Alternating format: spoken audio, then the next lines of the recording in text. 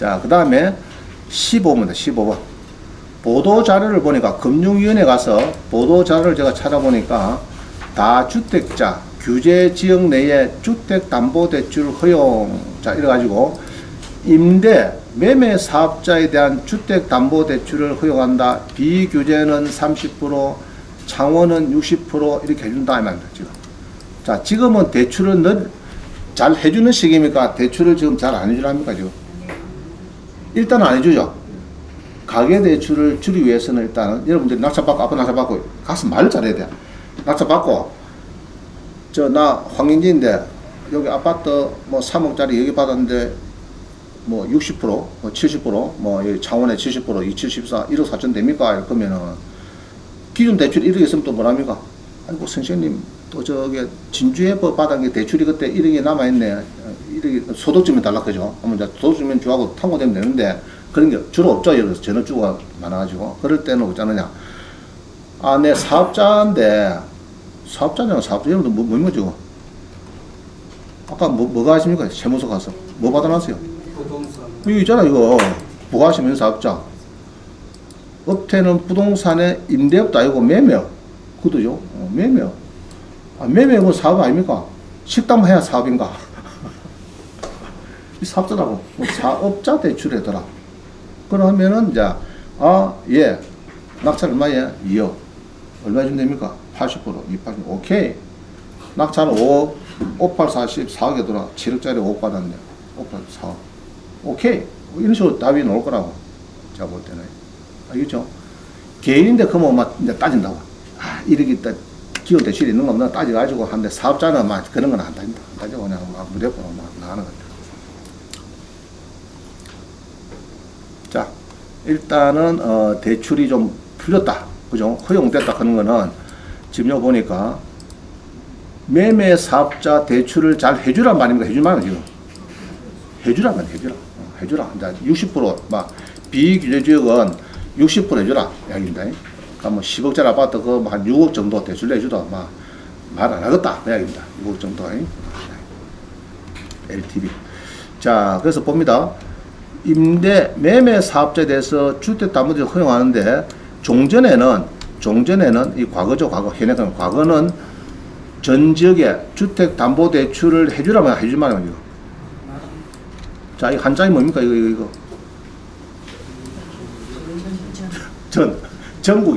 전국에 주택담보대출 해주만 하면 해주만. 지금 바뀐 게 뭐예요, 지금? 임대 사업자, 매매 사업자 주택담보대출 취급을 허용하겠다. 서울은 30%, 창원은 60% 이런 거 아닙니까? 해주겠다. 자, 그럼 대출에 대해서 설명 좀 봅니다. 아파트 낙찰로 경매자금대출. 자, 새마을국에서 대출을 실행하는데 어떤 것을 안기는 겁니다. 대출 한도는 대출 감정가의 60%고 서울보증보험 MCI가 자, 이게 많이 나옵니다. 우리 그 소액보증금은 띄는 거 있죠. 뭐 창원은 2,500 이런 거 띄는 거 있다. 방한건에 이제 MCI 가입으로 최우수 면제 방빼기를 적용하더라. 3.4% 변동금리고 원리금 균등 상한이고 신용카드 역산으로 추정소득으로 대출을 받았다. 체크카드 쓴 것도 받아주더라. 그리고 작년에 5월 같은 경우는 금리가 3.8에서 0.4% 상승이 됐다. 돼가지고 3.8 정도 준다. 뭐 이날입니다. 또 하나 봅니다. 단독주택을 낙찰받았는데 낙찰가의 70%, 감정가의 60% 중에서 적은 금액이 대출 한도가 되더라. 최우선 변제 금액은 서울보증보험에 가입하면 적용하지 않더라. 작년에 1월 달에 4.1%, 그죠? 4.1%. 5년 보증이고 주택담보대출 받았다. 자, 그 다음 봅니다. 삼성화재도 많이 해요. 삼성화재 등 보험권은 DSR이 50%로 좀 10% 높다. 이 말입니다. DSR 규제로 남편의 대출이 많아서 DSR이 꽉 찼다면 아내 명의로 매매 사업자를 내고, 아내 명의로 뭐 낸다고요? 매매 사업자를 내고 투자한다면은 대출이 가능하다. 아내가 소득 없는 전업주부이고 남편의 피부녀가 되어 있다면은 카드 사용 내역 역산으로도 대출이 가능하다. 자, 연봉 1억에 1년 갚아야 하는 대출이 원리금이 2천만이다 하면은 DSR은 20%고 비은행권은 30%까지 이유가 있다 말입니다. 자, 잘 써놨네. 자, 그래서 DSR 크는 것은요, 이 작년 7월 달부터 뭐고 하여튼 1억 원 초과되면은 이게 조금 DSR을 적용합니다. 예, 초과되면 그럼 소득증명도라 그냥 없다 그러면은 카드 얼마 썼습니까? 많이 썼습니까? 그 역산합시다 하고 또 막 두드려 봅니다. 그죠? 그래서 이제 미리 조금 대출을 그래도 조금 제고하면 되겠다. 그 다음 DSR 하는 것은 은행은 40%인데 보험사는 50%. 그 좀 더 많다 말이죠. 대출 금액 한도가 좀 높아야 된다. 상호금고는 이 뭐고? 카드사는 50%, 캐피탈 65%, 저축은행 65% 이라네요. 지금. 자, 넘어갑니다. 16번. 수익률 비교. 부동산 매매 사업자가 좋느냐? 개인명의. 자, 물어본다. 부동산 매매 사업자한테 사업자 등록증을 뭐 입찰할 때 가져가야 됩니까? 저한테 물어보는데, 요거 하실 때는 부동산 매매 사업자가 그냥 개인이에요. 다 두 가지가 있습니다. 개인이냐, 법인이냐, 그것만 따지면 됩니다. 자, 우리 부동산 매매자 낸 거는 개인입니까, 법인입니까? 개인이죠. 그냥 개인입니다. 사업자 등록번호 그런 거 필요 없어요. 알겠어요? 대출 받을 때만, 나 사업자 있습니다. 그거 들어가서, 요렇게 대출에다 보면 잘 된다 말입니다. 내 이야기는. 알겠죠? 그래서 여기다가, 쓸 때는 뭐 사업자 번호가 있는데 아무 필요 없어요. 자기 주민등록번호 있습니다. 법인이 아니기 때문에. 알겠죠? 법인이 아니기 때문에. 자, 그러면은 이제, 우리 일반 개인 낙찰받아나 부동산 사업자나 기립사업 쓰는 건 똑같다. 알겠죠? 갖다 보면 되고요. 자, 양도차익 6,650이다. 예로 듭니다. 그럴 때, 매매 사업자는 양도세하고 이게 1,300하고 1,200 이렇게 내면 되는데 개인을 하면은 5,200에 200이 나오더라. 자, 그러면 요거 하나 딱 보면 어떻습니까 지금? 오른쪽이 좋습니까? 왼쪽이 좋습니까? 청색이 좋죠? 안 그래요? 그래서 이익이 많이 나오더라고요. 여러분들 지금까지 요걸 했어요. 여러분들 알겠죠? 지금까지 99%는 다 요걸 했다. 모르니까 전부 다 아이고 세무사님 내 2달 만에 공개 좀 남긴 남았는데 계산해 주고 뭐 70%다 갖다 줍니다. 고지서를. 그 세무서 내수 안 내면 큰일 납니다. 요번부터 팔았으면 다 다음 달 얼마까지 빨리 갖다 내수 이랍니다. 그럼 그때는 모르니까 여러분 다 요걸 했거든. 요걸 다 냈어. 5,200을 냈는데 이제는 아니까 뭐합니까 지금은? 이래 안 내고 요리 낸다. 요리. 알죠? 그럼 한꺼만 다 하고 끝 하면은 세무서 좋아할까 싫어할까? 그러면 추징 나올 수 있어요. 추징. 그래서 잔잔한 것도 샀다가 팔았다가 샀다가 하는 게 좋아요. 별로 안 남아도 건수를 만들기 위해서. 알겠어요? 그러면 추징 나오면 얼마입니까? 5,200에 1,300에 추징 나오면 한 4천만 되네. 추징 안 나오고 세금 딱 거기 나가면 어떻습니까 여러분들이? 아닌데요. 나 매매 사업자인데 그 당시에 한 건 딸랑하고 그냥 나는 끝. 경매 졸업 이러면 안 됩니다. 그래서 잔잔한 것도 해라. 잔잔한 것도 하고 하는 게 좋다. 뒤에 이제 그 설명이 나옵니다. 자, 이렇게 했다 좋다 그죠? 좋은 거는 배웠어요. 좋은 거는 배웠다. 그래서 여러 충의동에 요거를 샀는데 그죠? 샀는데 사가지고 이렇게 팔았는데 이렇게 버렸다. 버렸을 때 세금이 벌써 차이가 많이 나더라. 거의 한 4천 가까이 차이 나겠네 벌써 그죠? 차이 나죠. 자, 넘어갑니다. 17번. 예. 그 작은 것들이 조금 하락이 당하셨는데 그러면은 좀 너무 많이 한다 이래 가지고 오히려 안 좋아하는 그런 게. 그런 거 없습니다. 많이 하면 좋아할 것 같아. 많이 하는 건 좋아할 것 같아. 신경 쓸 거 없을 것 같아요. 한꺼만 달랑하고 딱 너무 노잖아 그죠? 원래는 이 내야 되는데 지는 이렇게 되잖아 지금. 그래갖고 나는 폐업에 비고 그러면 세무서 직원이 좋아하기 싫어하겠어요. 절마 저거는 5천이면 될 거를 딱 이내놓고 4천만 원 덕분하고 딱 폐업에 비고 끝. 저거 안 된다. 저거 시절에 양도소득세도 계산했다. 저거는 매매 사업자가 아니고 그죠? 저거는 업이 아니고 딱 세금 빼먹고 빠지려고 작게 내고 빠지려고 한 거다. 이렇게 계산할 수 있겠죠. 그래 잡히면 안 되겠죠. 자, 그래서 2021에 108847을 봅니다. 21에 108847.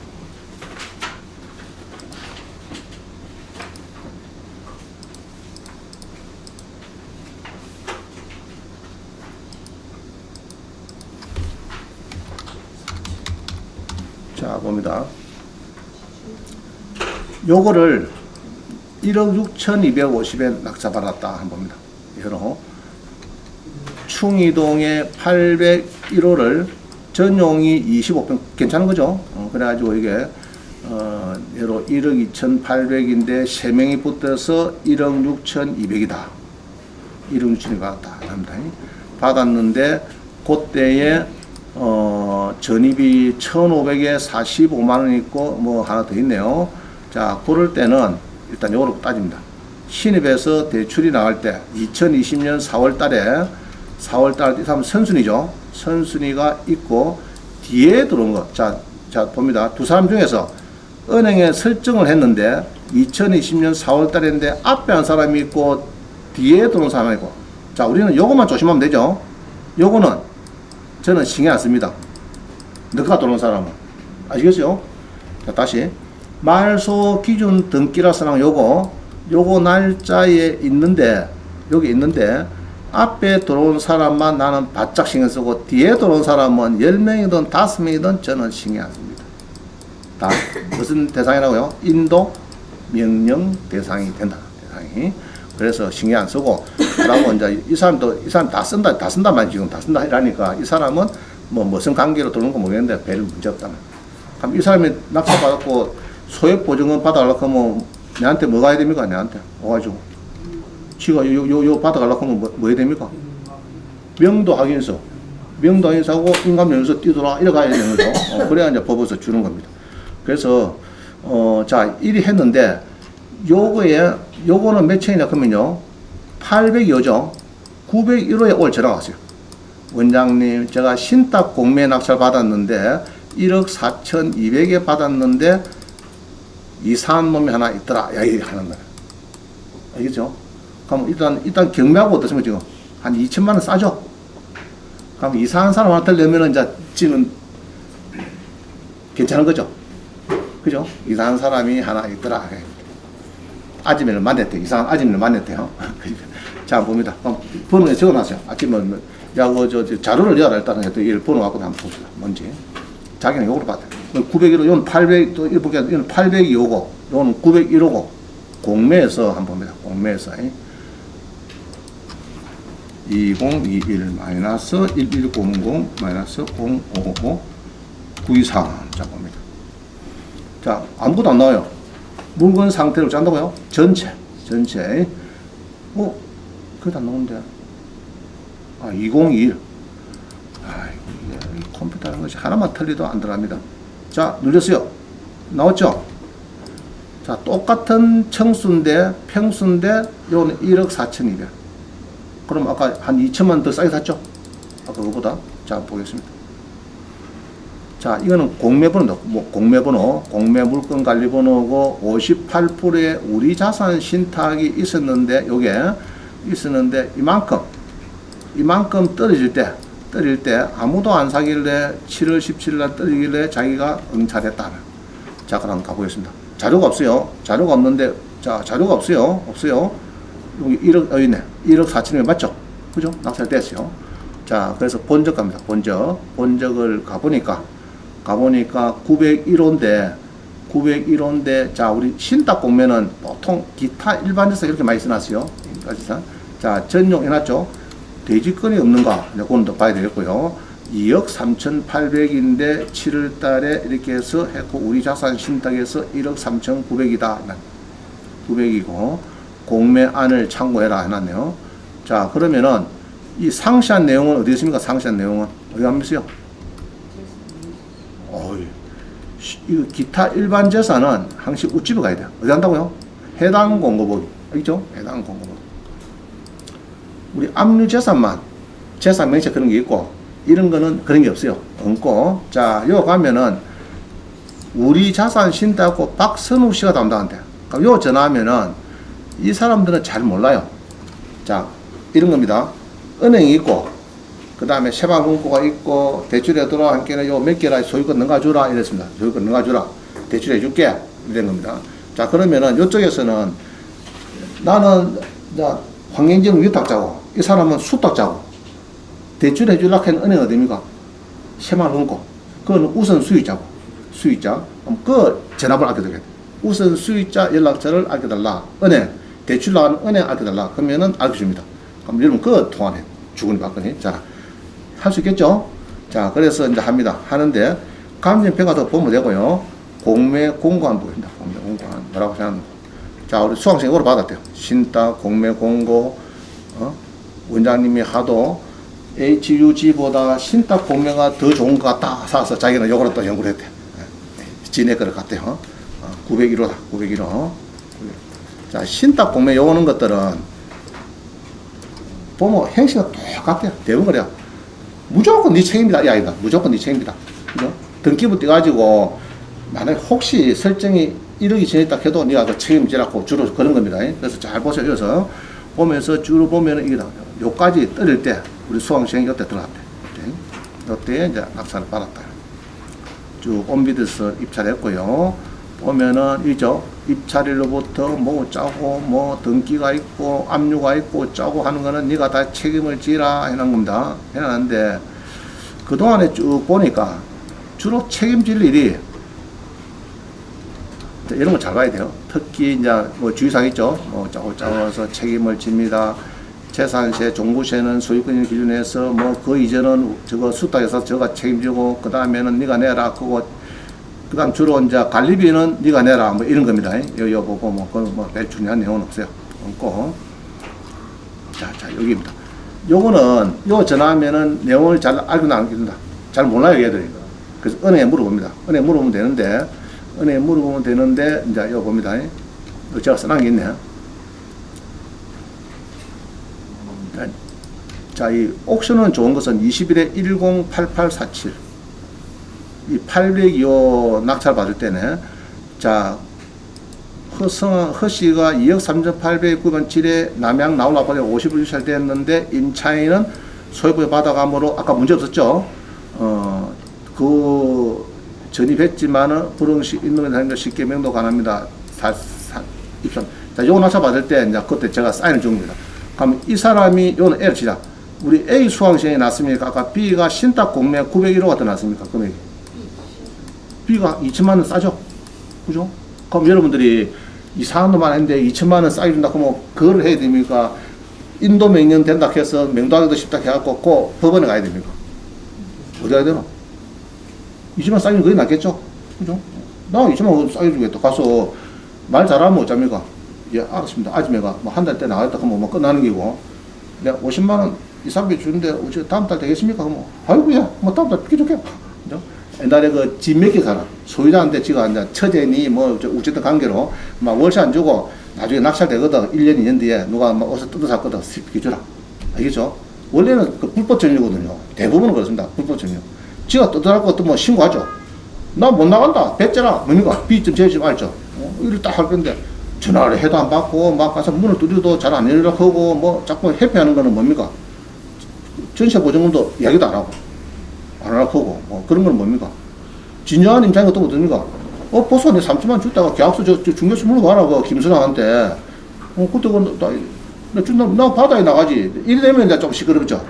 그러면 이제 주로 보면은, 신탁 능가주기, 회사 능가, 소유권 능가주기는 전에 들어오느냐, 신탁 소유자 있을 때 들어오느냐, 그게 중요합니다. 그 전에 들어온 건 잘 없지만 가끔 있죠, 가끔은. 그거는 대항력이 있다. 판례는 그렇게 해서 합니다. 그럼 신탁회사 갔는데, 한 3년간의 신탁회사 소유권을 넘어갔는데, 요때 중간에 들어왔다. 이거는 불법 점유자다. 점유자라서 신탁회사에서 전세 돈 줄 필요는 없고, 지가 돈 준 사람 있죠. 옛날에 위탁자. 집주인 옛날에 그 사람한테 지금 돈 아끼고 지금 나가야 돼요. 그럼 낙찰자는 내보내는데 2천만 원 가지고 여러분들은 싸게 사가지고 100만 원 주고 내받으면 1,900 더 싸게 사는 거고 그런 겁니다. 신탁 보면은. 자, 그래서 지금 여기에, 수강생이 낙찰을 받았다고 지금 저한테 문자도 오고 막 그랬어요. 자, 또 봅니다. 세율. 세율을 보니까 이게 이제 지금 정확한 겁니다. 지금 어제 국가법령정보가 그냥 빼낸 거니까. 자, 이거 보세요. 토지 건물의 세부에 토지 건물 비사업용 토지 가지고 일반 같으면은 6에서 45%인데 2년 이상 보유했으면은 16에서 55. 이 비사업 토지는 이렇게 되고 1년 이상 2년 미만했다 그러면 40%, 1년 미만 보유는 50%. 자, 그냥 봅니다. 우리 보통 비사업용 토지는요, 단타로 할 수 있겠죠, 여러분들이. 농지 같은 것만 사갖고 뭐 팔 수도 있잖아요. 그때 한 1억 남았다 그러면 몇 프로입니까, 지금? 77. 아니죠, 55%죠, 55%. 토지니까. 아파트, 주택만 77% 나온 거. 토지는 몇 프로요? 55. 55%. 1년 지나면 44%. 2년 지나면 원래는 6인데 10% 더 붙었으니까 16에서 6에서 45가 아니고 16에서 55%. 아시겠죠? 네, 고약입니다, 세율이. 자, 그 다음에 이제 여기 보니까 조정 대상 지역 내 다주택자 해가지고 요거는 원래 1년 미만 부유는 70%, 60%, 이 조정 대상은 이제 6이 아니고 26으로 갑니다. 26으로. 그런데 이거는 지금 언제까지 유예됐죠? 여기 언제까지 유예됐습니까? 2024년 5월 9일까지. 내년 5월 9일까지는 이렇게 20%가 아니고 그냥 6% 받겠다 이 말이다 지금. 6에서 45% 받겠다 이 말이다 지금. 알겠죠? 그래 빨리 팔아란 얘기죠. 집 말가는 사람들 그렇게 혜택을 줬고요. 분양권은 분양권. 주택 입주권은 분양권은 1년 미만이면은 60%, 1년 지나면은 70%, 60% 이렇습니다. 그래서 이제 예로 이제 저기 뭐 저는 시티7은 뭐 스타빌드 같은 거 뭐 분양권 이런 것들은 셉니다. 분양권은 셉니다. 자, 그다음 밑에 보세요. 우리가 부동산 매매 사업자를 하면은 이런 구간이 없대요. 70%, 50% 이런 구간을 무시해주겠다. 무시해주고 주택을 사면은 이렇게 부드럽게 나겠다. 이거를 우리가 누진세율, 기본세율 같은 말입니다. 이렇게 나간다. 그래서 그러면 1억 벌었다 하면 얼마인가? 1억 벌었다 하면 1억에다 하면 요 들어가죠. 여기에 요 들어가면 곱하기 짭니까? 1억 곱하기 짠다고요. 1억 곱하기 짠다고? 35% 빼기 1544. 그러면 얼마인가? 3,500에서 1544. 한 1,900, 뭐, 한 2천만원쯤 되네. 그래서 제가 그러죠. 1억 남으면 뭐 2,200이다. 주민세까지 붙여가지고, 지방소득세까지 붙여서. 이해 가시죠? 곱하기 해서 하면 됩니다. 요거는 양도소득세하고 똑같아요. 여기 지금, 2년 이상은 요 표입니다. 1,200하고 딱 1,400 바꿔놨죠. 딱 보기에는. 다 바꿔놨더라고, 지금. 계산은 간단하죠? 1억 곱하기 35% 빼기 1,544. 그죠? 그래하고 그 금액에서 한 2천만 원 되는데, 거기에서 10% 지방소득세 하니까 2,200인데, 그냥, 만약에 매매 사업자가 아니면은, 아까 여기 보면 있죠? 여기 있네. 요 들어가니까 세다만 77%니까, 여러분은 그동안에 7,700 줬어요. 그러나 매매 사업자라면 2,200을 줘요. 그럼 5,500이 덜 본다. 1억, 똑같은 1억인데. 그래서 배야이나 안 배야된다? 배야 되겠죠. 자, 이걸 내가 고인주에서 물어봤어. 36명 앞에서. 아무도 몰라. 한 사람이 딱 답하는 게 있습니다. 매매 사업자는요, 한 번 이상 6개월 한 번 사고, 2개 이상 팔아야 되고, 이런 조건이 있는데요. 그거는 A 또한 B인데, G는 A 말고 있는 거야. 그거는 B조항이다. B조항이고, A조항은 그냥 그런 조항이 없어요. 선택조항인데, 그거를 옛날에는 같이 붙여놓으니까 이게 막 복잡했는데 지금은 이제 떨어놨거든요. 지금은 이제 해석이 좋습니다. 뒤에 나옵니다. 자, 이제 그렇게 세금이 제작된다 보면 되고요. 자, 고를 때 18번입니다. 18번. 부동산 매매 사업자 양도하고 두도할 일을 낼 때 양식은 요겁니다. 여기 이거 우리 뭐 양도 소득세 그런 거 있죠. 그 양식 아닙니다. 양식이 토지 등 이 양식입니다. 토지 등 매매 차익 예정 신고서 및 납부 요거를 냅니다. 요거는. 자, 위에서 나왔죠. 양도소득세 신고 이건 아닙니다. 아이고 우리는 이제 종합소득세 요런 냅니다. 세목이 종합소득세 매매 사업자는 양식은 요겁니다. 요거. 그래서 세무사가 양도소득세 뭐 이렇게 하면은 그는 찢어버리고 뭐 들어간다고요? 세무사님 토지 등 매매 차익 그거 양식 없습니까? 그러면 매매 사업자입니까? 이랍니다. 그러면은 이제 아까처럼 여기 계산해갖고 2,200만 원 계산하는데 양도소득세 계산하면 7,700 계산해요. 됐죠? 자, 넘어갑니다. 양식 요겁니다. 자, 그래서 어느 부분 봅니다. 토지 등 매매 차익 예정 신고 납부 계산세 어느 분이 이제 지금 실무를 해놓은 거 보니까 내가 지금 살 때, 그죠? 살 때 낙찰 받을 때 2억 5,600인데 취득 원가 낙찰가고 2억하고 뭐 잔잔한 거 붙어갖고 이렇게 빼야 되고요. 그래서 3,700이 남았습니다. 3,700 남았는데 세금을 400만 원만 내겠습니다. 자, 그렇게 넣었습니다. 3,700에 400만 원. 이렇게 해서 이제 쭉 계산합니다. 자, 이게 세율이 보니까 3,700 남았는데 왜 15%가 있을까? 15%. 3,700이 왜 15%인가? 위에 봅니다. 위에. 요 보면은, 요 구간에. 맞죠? 3,700을 버렸으니까 요 15%. 요 구간. 그러면 얘로 3,700 곱하기 15% 빼기 얼마입니까? 126만 원. 네, 이런 겁니다.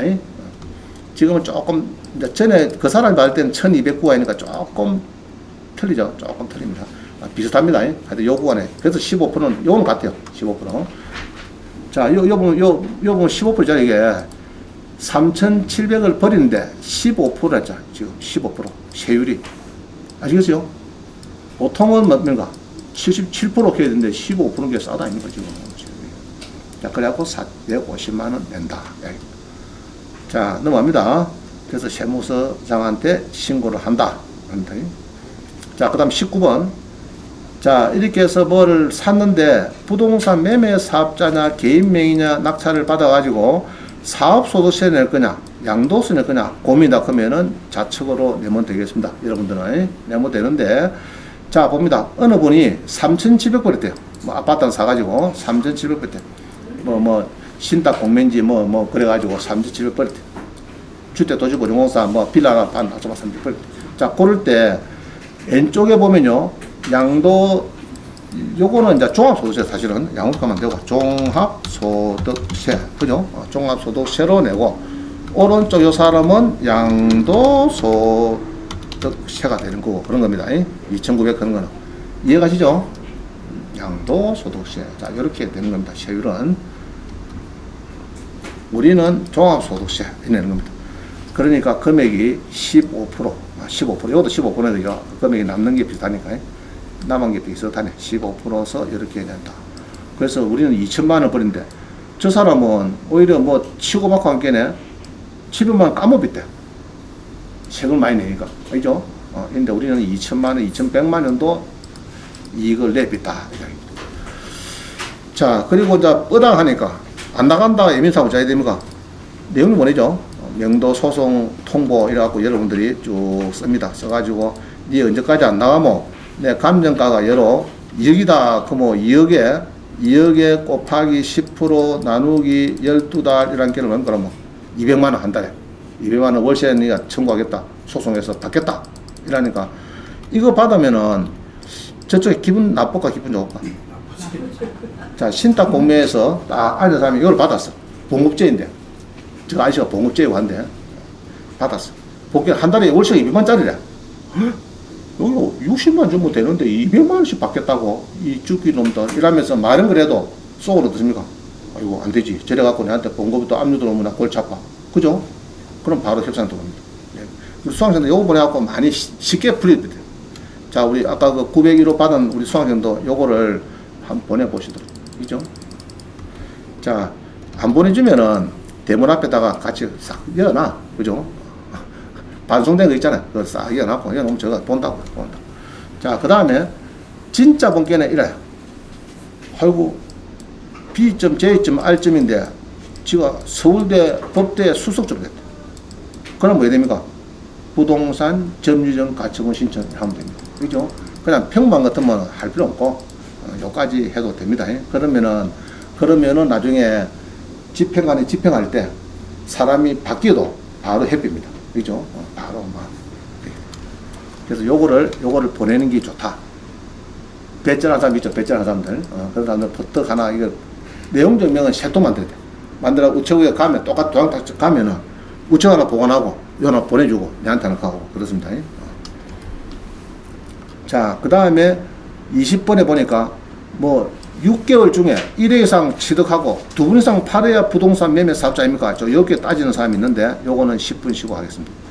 지금 57분이거든요. 07분에 만나겠습니다. 자, 20번 봅니다. 페이지 수는 17페이지입니다. 20번. 자, 제가 보통 이제 매매 사업자 얘기를 하면은 이렇게 얘기해요.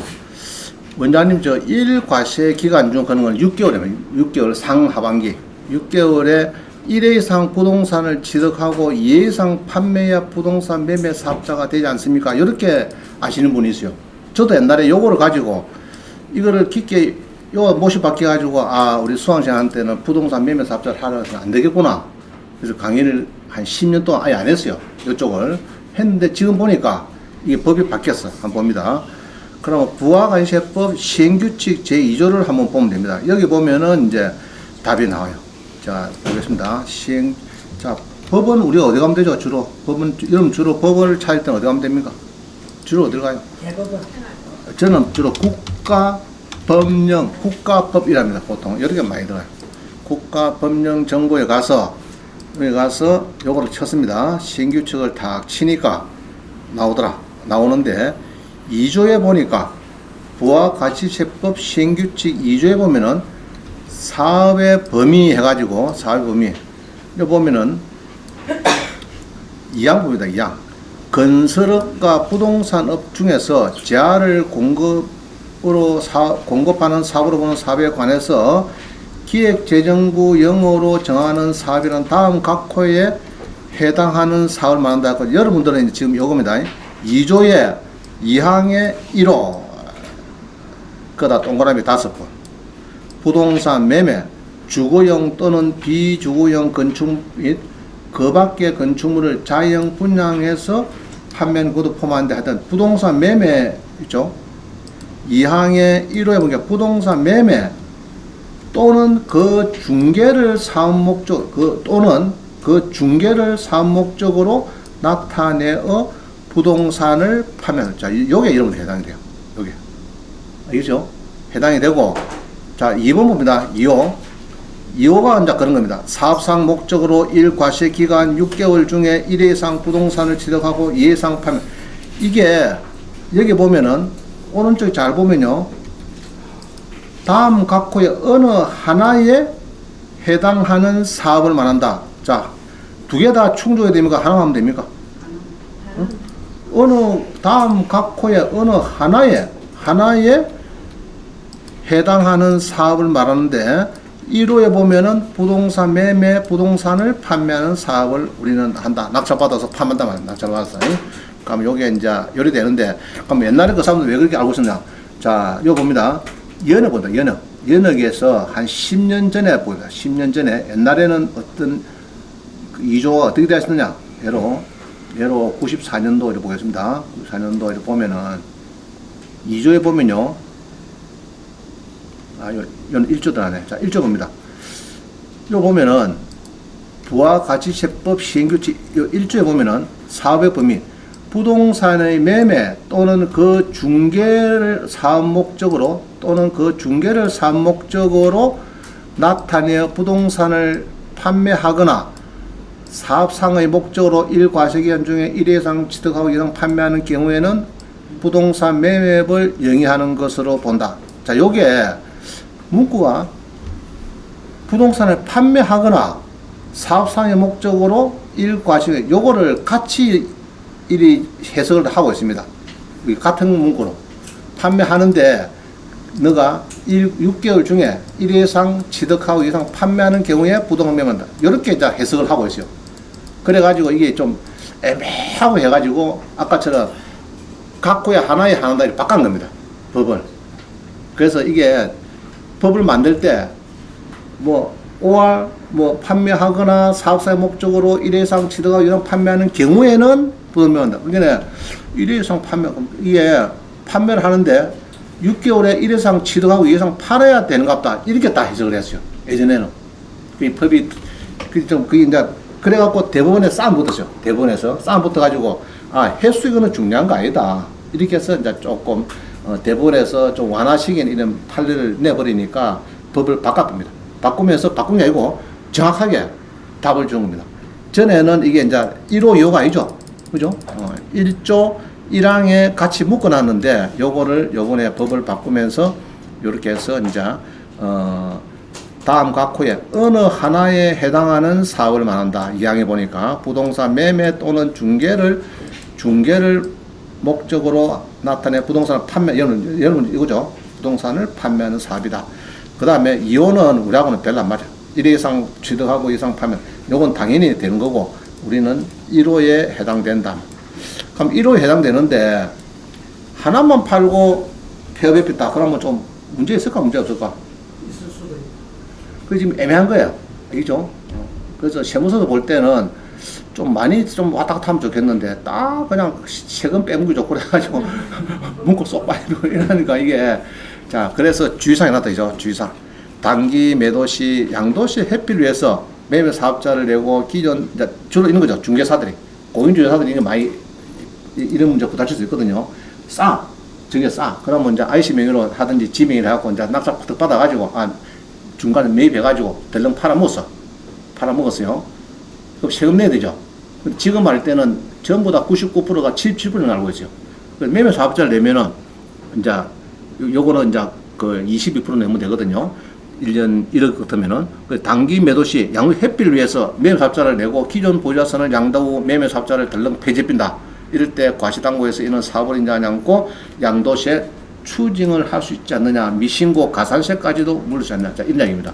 그래서 여러분이 하나 덜렁 사갖고 나는 이제 부동산 매매 사업 끝, 저 캄보디아 가자 이러면 안 됩니다. 이러면 이제 세무서에서 그냥 그거를 가만히 놔두면 되는데 또 11일 걸다 하면 또 걸릴 수 있다. 그럼 걸릴 수 있으면 여러분 왜 됩니까? 또 걸렸다 하면은 좋다. 봐라 세치게 1호하고 2호 아니냐, 부동산 매매들 중개를 하는 사업인데 여기에서 뭐 단서가 어디 있노? 한 번 팔았다고 해서 너는 매매업자가 아니다. 그런 단서가 어디 있노? 이제 이거 따져야 됩니다. 내가 또 뭐 따지죠. 따져가지고 이제 직원을 바꿔야 대법원까지 가보자 이렇게 해야 되겠죠. 자 그래서 예전에 이제 이렇게 나왔어요. 이거 뭐 대법원 판례가 96년대 뭐 나오겠죠. 부가가치세 과세액은 부동산 매매업에 해당되는 부동산 거래 행위의 요건이 뭐냐 그러면 이제 이게 싸움 붙어갖고 전에 이제 이게 붙었습니다. 부동산 매매에 해당되는 게 뭐냐 했더니 답은 이래 주네요. 부동산의 거래 행위가 부가가치세 과세요건의 뭐 목적을 하고 있는데 그 다음에 보면은 그 규모, 횟수, 태양 등의 횟수 등에 비추어 사업 활동으로 볼 수 있는 정도의 계속성과 반복성이 있는 여부를 고려해서 사회 통념에 비추어서 가려져야 하고 부가가치세법 1조 1항에 있는 부동산 매매를 볼 수 있는 경우를 예시적으로 규정한 것에 불과 이건 옛날이니까 아까 있었죠. 1회 이상 사고 2회 이상 팔고 하는 그입니다. 그거는 예시적으로 규정한 것에 불과해서 그 부동산 거래가 전체적으로 사목적 하에 계속성과 반복성을 가지고 있는 이상 위 규정상의 판매 횟수에 미달하는 자 잘 봅니다. 판매 횟수에 미달하는 거래가 발생했다 하더라도 그 과세 기간 중에 있는 거래의 사업성이 부정되는 것이 아니다. 그게 미달되더라도 그거 가지고 횟수 갖고 따지는 것도 좀 가하지 않느냐. 우리한테 좋은 판례입니다. 유리한 이런 판례예요. 그래서 이제 너무 하나만 타고 그럴 때는 그렇지만은 한 두세 개 왔다 갔다 하면서 나는 이제 아이고 나 돈도 들여서 못하겠다. 뭐 그런 거는 이해가 가죠. 갔는데 사회 통념상 너무 눈에 탁 들어오는 그런 거는 조금 좀 시비 걸릴 수 있다. 이렇게 봅니다. 그래서 일단은 이제 해석은 알겠죠? 1호 또는 2호인데 우리는 1호다. 옛날에는 자꾸 2호 가지고 했는데 2호가 우리는 아니고 우리는 1호를 가지고 부동산을 사고 파는 사람이다. 이 말입니다. 그죠? 자, 넘어갑니다. 21번. 부동산 판매와 소득 기준 구분인데 양도소득이냐 부동산 매매이냐 신축이냐 이런 거는 이런 이야기입니다. 그래서 비주택 양도소득 자 일시적이고 비반복적이면은 뭐 양도소득이고 계속적 반복적이면 부동산 매매를 본다 이 말입니다. 그래서 우리는 계속적 반복적 요렇게 여러분이 답을 잡아야지 그냥 막 웃자다 한 건 두 건 하고 끝내핀다 이건 조금 안 좋은 거예요. 안 좋습니다. 자 그렇게 봅니다. 양도소득은 일시적 비반복적 부동산 매매고 좀 계속적 반복적이다. 그래서 잔잔한 것도 하나씩 사고 팔고 하는 게 좋다 이 말입니다. 자 그 다음에 22번 부동산 매매업자가 알아야 될 세법 세 가지가 있죠. 세 가지 규정 뭐냐 그러면은 부동산 소득세법이 비슷하죠. 부동산 매매업자에 대한 세금의 계산에 특례해 가지고 부동산 매매를 경영하는 부동산 매매업자로서 종소세에 해당하면은 분양권, 그 다음에 8호, 10호, 뭐, 이거는 뭐냐, 그러면요. 우리 비교과세 이야기 들어봤습니다. 비교과세. 자, 우리 토지는 원래는 이제 6% 내면 되는데, 1년 미만이면은 55% 여기 넣었죠. 그게 비교과세입니다. 높은 그런 세액을 딱 정해놔 네 가지가 있죠. 비교과세. 그러니까 뭐냐, 그러면은, 요 있네. 요거, 여기 있네. 비교과세 조항입니다. 4개. 딱 밖에 없어요. 주택 분양권. 비조정도 마찬가지. 비사업용 토지. 여러분들의 비사업용 토지는 6%가 아니고 몇 프로 간다고요? 16%. 55%. 1년 미만 55%. 그 다음 미등기 양도상. 미등기. 그것도 비교적. 우리는 이제 미등기가 없죠. 그냥. 자, 양도세 중과주택. 조정 대상 지역 내 2, 3주택. 자, 여기에서 조정 대상주의 1주택은 아니다. 이런 얘기를 해설할 수 있거든요. 그래서 지금 이야기가 분분합니다. 그럼 1주택은 예로 우리 재작년 같은 경우는 조정 대상이 많았잖아요.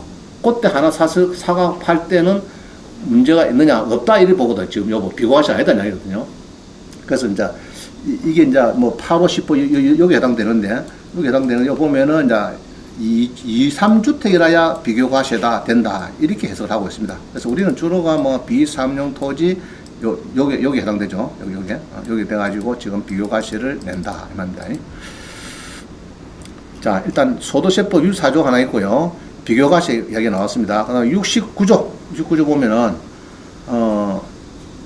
매매 차익과 그 세액을 매매일이 속하는 달의 말부터 2개월이 되는 날까지 세무서에 신고한다. 자, 이게 이제 그겁니다. 여러분들이 이제 세무서 신고하죠. 신고는 언제까지 해야 됩니까? 2개월 이내에 양도 차익의 사업소득세 신고를 해야 되고, 그 다음에 다음 내년도 2월 10일까지 또 뭐 해야 됩니까? 사업장 현황 신고. 부가세 먼저 사업자니까 신고. 그 다음에 5월 말까지 종소세 이제 그동안 이제 쭉 1년 동안 버린 거, 그거 이제 신고를 합니다. 같이 합산해서. 그럴 때 대출이자 도배 장판 비용도 차감해준다 합니다. 매매 사업자는. 알겠죠? 그래서 환급을 많이 받더라. 이야기입니다. 자, 그래서 밑에 보면요. 신고하고 예정 신고는 다다음 달 월말에는 해야 되고, 확정 신고는 내년도 다음 해에 5월 말까지 신고를 2번을 해야 된다. 그 2번 하기 좋은 거는 요때 이제 뭐 대출이자 관리비 낸 거, 뭐 안에 도배 장판 비용, 리모델링 드는 거를 다 빼주고 환급을 받는다. 그럽니다. 그러고 이제 매매 사업자의 이제 그때 이제 수익적 지출 이런 것도 다 빼준다. 도배 장판 비용도 빼준다. 뭐 그렇게 하고 있어요. 자, 넘어갑니다. 대출이자까지, 이자까지 뭐 여러 가지 비용을 많이 공제를 받는다. 250만 원 공제는 받냐? 그건 안 받습니다. 그런 건 없어요. 이제 양도소득세만 온 거니까 250만 원 공제 그건 없어요. 얹고 종합소득세, 기본세율, 중과대상주택은 비교과세다. 근데 종소세 기본세율로 누진세율, 기본세율은 뭡니까? 누진세율 똑같죠. 문구는 누진세율. 그래서 부드럽죠. 뭐 주택에 대해서 77% 이런 게 없으니까.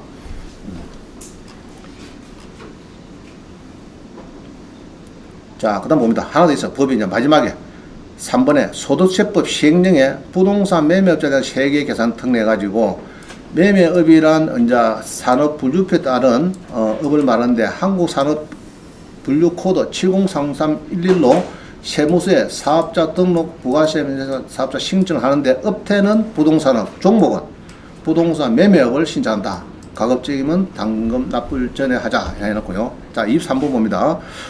부동산 매매 사업을 하면은 단점으로 국민연금, 건강보험료를 더 낸다. 많이 번 만큼 국가에 적립해서 기분은 좋다. 자, 조금 더 벌었으니까 조금 더 내는 건 맞는 얘기죠. 이제 국민연금, 건강보험을 이제 오픈되니까 조금 더 낼 수가 있습니다. 그건 기분 좋게 내시면 되겠고. 그래서 이제 종소세 신고 보면요. 이제 소득을 신고하면은 이게 이제 그에 다음에 내년도 5월 말에 신고하면은 이제 이걸 다 데이터가 건강보험관리공단에 가갖고 이제 이거를 이제 세금을 좀 더 낸다 합니다. 이게 이제 국민연금, 건강보험료를 더 낸다 뭐 그런 겁니다.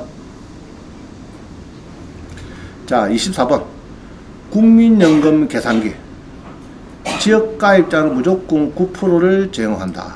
그죠? 9% 연소득금의 6천만 원 가정할 때 월 소득 금액은 500만 원인데 연간 국민연금 내야 될 거는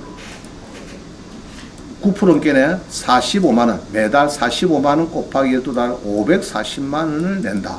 540만 원. 그래서 이제 6천만 원 가정하면 월 소득은 500인데 500에 9% 45만 원에 1년에 12달 540만 원. 저도 어디 다닐 때 보면은 1,000만 원 받아요. 근데 나중에 보면 밑에 보면 600, 700밖에 없어. 뭐 그럴까 그거? 무엇이 각건세 띄고 국민연금 띄고 뭐 노동조합 뭐 짜고 띄고 뭐 이래가지고 아니 너희 볼 때는 야니 연봉 1억이 넘담소 사람 그걸 1억 넘다. 실제 집에 가면 연말에 보면 마이너스 1,000만 통장 남아있어요. 이게 아니 그렇다니까 그게 은행 생활해도 서이고 뭐 석박사 쉬고 사니까 그게 돈이 안 들겠어요 그게. 저는 IF 때 1학년은 서울예고 2학년은 외국어 고등학교 이하 외고등학교 또 3학년도 서울예고 그게 학비가 많이 들어가 조금 들어가.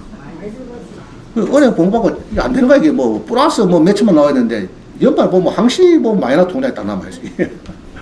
자 그래서 국민연금은 그때 이제 자동으로 들어간 게 지금 이제 뭐 한 8천 들어가더라 국민연금이 들어가고 매달 오기는 한 150 지금 올다 해마다 오르더라고요. 한 5만 원씩 올라가요. 156만 원 지금 옵니다. 156만 원. 내가 주고 뭐 배우자는 몇 프로 가져갈까? 60%. 60%. 안 죽어야지. 130살 살아야지 내가. 그래야 156만 원 아니라 그때 되면 뭐 한 256만 원 받겠지. 그죠? 자 봅니다. 그 다음에 이제 25번. 매매 사업자의 단점이 없느냐? 있다. 4대 보험이 좀 올라간다. 국민연금 건강보험이 좀 올라간다. 뭐 그냥 하고 있습니다. 자 넘어갑니다. 26번. 사업자 등록할 때 업종 코드가 자꾸 원장님이 70301이 뭐냐? 세 분류가 있고 세세 분류가 있는데 부동산 개발 및 공급. 저기는 이제 이 세 분류를 요걸 해주겠다면 부동산 매매 사업자 부동산 매매 이거 아니고 요걸 해주겠다 해도 상관없는 거예요. 그러면 보통은 여기죠. 보통은 부동산 매매업 이렇게 해주면 좋은데 이제 요 원래는 본적은 여기니까 요거를 써주겠다는 알겠죠? 그래도 되고 막 주거용 건물 개발 및 공급 이렇게 해도 하여튼 7030 이라면 됩니다. 요거는 보니까요 새 내용은 이렇네요. 직접 건설 활동 수행하지 않고 전체 건물 건설 공사를 일괄 도급해서 주거용 건물을 건설 이거를 분양 판매하는 사업 활동을 말하는데 구입한 주거용 건물을 재판매하는 경우도 포함한다. 자, 여기에 해당됩니다. 우리는 구입한 주거용 건물을 재판매하는 경우도 70301이 된다. 토지 같으면 5년 미만이다. 이런 거죠. 그래서 구입한 주거용 건물을 판매하는 거는 코드 몇 배라고요? 70301이. 세 분류는 이제 주거용 건물 개발 및 공급. 그래서 보통 세무서는 야, 너 업태 종목이 있는데 업태, 자, 이야기죠. 이게 무슨 말이냐, 그러면은, 사업소득 되잖아, 이게. 어디 갔노? 등록증에, 오른쪽에 있죠, 오른쪽에. 자, 여기 있네.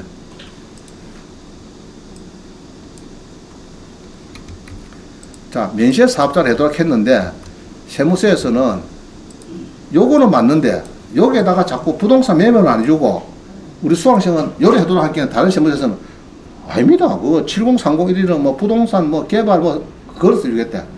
그것도 되느냐? 마찬가지입니다. 그걸 써주나? 부동산 매매를 해주나? 그죠?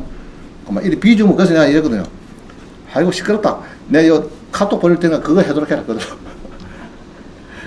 다른 사람은 다 해주는데 당신은 왜 자꾸 해주려고 하냐고. 그걸 해도록 했는데, 그거는 문제가 없겠다. 종목, 업태, 종목 있죠. 업태는 부동산. 여기다가 이제 아까 그거 넣겠대. 뭡니까? 있죠. 부동산, 건설이 어쩌고, 여기 있네. 요거를 넣어주겠다 했는데, 넣어도 되는데, 우리는 여기에서 구입한 주거용 건물을 재판매하는 경우도 된다, 안 된다? 된다. 7030 된다는 거. 1일 있고, 1일이 있고, 쭉 있어 있는데, 요렇게, 이러면 됩니다. 703011. 자, 27번. 세 분류. 예, 토지 보유 5년 미만이 포함되므로 비사업용 토지를 매도할 때 양도소득이 아닌 종합소득세로 신고 납부를 해야 된다. 그 얘기입니다. 종합소득세로 토지 낙찰 받았을 때도 종합소득. 우리는 이제 앞으로 종합소득세 내는 거지, 양도소득하고는 좀 그래야 멀어요. 좀 틀립니다. 네가 양도소득이냐, 사업소득이냐 따질 때는 사업소득 낸다. 종소세. 자, 넘어갑니다. 비사업용 토지는 1년 미만이면 몇 프로요? 외우세요. 55%, 44%가 되고 2년이 지나면은 부드럽다. 그죠? 2년 지나면은 이제 중에서 이게 이제 중에서 큰 세계니까 비교과시니까. 비사업용 토지는 비교과시 맞죠? 아까 했습니다. 비교과시 4개. 거기 들어갑니다. 자, 28번. 면세 사업자와 가세 사업자의 구분을 해놨습니다. 면세 사업자. 자, 우리는 주로 이제 왜 자꾸 부가가치세 면세 사업자를 자꾸 해놔야 되나? 왜냐면은 주택의 연면적이 몇 제곱미터 이상이요? 이하요? 8호제곱미터. 8호제곱미터. 국민주택 규모 이하를 한다. 초과하면은 이제 일반 과세가 되어버리니까 이게 부가가치세 문제는 오죠. 그래서 우리는 면세 8호 이하. 1년에 1회, 이런 사람은 사업장 현황 신고서를, 이거 뭐 해보면 간단합니다. 간단한데, 처음에 이제 안 해보니까, 저는 이제 부가가치 면사업장 하고는 이제, 그래서 부가세하고 상관없는데, 근데 여러 수원을 100만원 받으면 110만원 받아야 되는 거예요. 부가세까지. 이래야 본전이 되는 겁니다. 근데 이제 학원을 등록하면은 이제 100만원 받으면 넘어가는 거죠. 부가세 면사업자니까. 자, 그래서 이제 저는 2월 10일까지 보통 하고 있어요. 해마다 하고 있습니다. 뭐 별거 아니에요. 니 얼마 버렸노? 얼마 썼노? 이제 그거 내는 겁니다. 자, 그 다음에 매입세액 중에 부가세는 환급이 안 된다. 그 다음에 조세특례제한법 106조. 그죠? 여기 보면은 이제 국민주택 이하만 해당이 된다. 이제 수도권하고 도시지역을 안 한 저 촌동네는 100제곱미터 이하. 저기 이제 촌동네. 수도권이 아니고 도시지역 아니고 저기 있죠. 어디고 촌동네, 저 하만에 어디 촌동네에 그거는 이제 85가 아니고 100제곱미터 해도 괜찮다. 같이 보면. 네, 고려됩니다. 100제곱미터. 저 시골은 100제곱미터. 읍면은 100제곱미터 아파트, 빌라, 그래됩니다.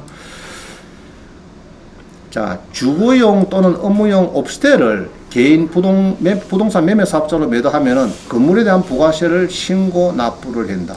오피스텔은 이 부가세 문제가 나옵니다. 나와가지고 요거는 준주택이라서 그렇다. 주택법이 안 되고 준주택에 해당돼서 그렇다. 그 정도 하시면 되겠습니다. 자, 넘어갑니다. 29번. 1세대 1주택 비과세 판정할 때 부동산 매매 재고주택의 주택수 포함 여부 해가지고 요거는 보면은 이런 겁니다.